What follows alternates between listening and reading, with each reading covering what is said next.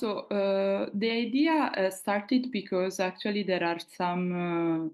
approaches where some drugs, epigenetic drugs, have been used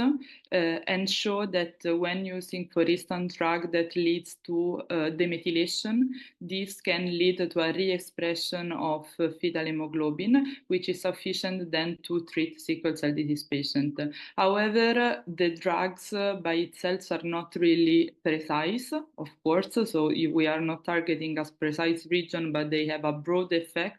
So in addition to the express fetal hemoglobin, they will also target other region of the genes that we don't know, that we can lead to unwanted effect. Drawback, and so this is why they have been also approved for the treatment of some cancer cancer type, but for sickle cell disease and beta-thalassemia, the effect is too broad to be approved for a clinical treatment. So starting from this point, we started to develop epigenome-editing, where we can target we can do the same stuff that EpiDrug does, but on a specific region, so without touching all the epigenome of the cells that we are targeting. And so this is the proof. Now, then we started, and indeed we recently published a paper where we show that actually epigenome editing can be really precise and lead to an effective reactivation of fetal hemoglobin. So what we did, it was first to analyze the different epigenetic background between adult and fetal cells. So we compared which were the DNA methylation status and the histone modification which were present in the promoter of the gamma globin genes, and starting from this point, and starting when we found the differences that we observed in these two samples, in these two cell type,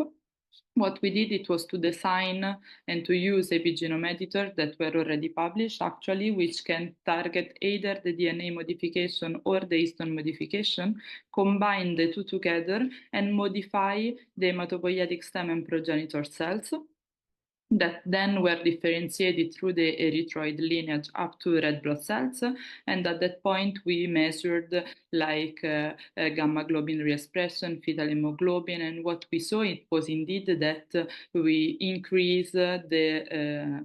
percentage of fetal hemoglobin expressed in these cells up to a level that it was clinically relevant. Then we move to perform an in vivo study, So we modify hematopoietic stem progenitor cell, we injected in immunodeficient mice, and 16 weeks after, we check again the expression of fetal hemoglobin in order to see for how long this could be maintained. Because one of the problems with epigenome editing is that since it's epigenome, and so it's something that needs to be inherited from cells by cells in each division, one of the limits for the moment is the maintenance through the different generation, let's say cell generation. And so we want to see how much it can stay, this epigenetic modification. And we went up to 16 weeks with our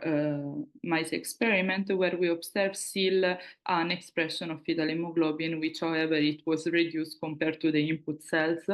So now the idea from our side is to try to improve our tool in order to see if this can further maintain the expression over time.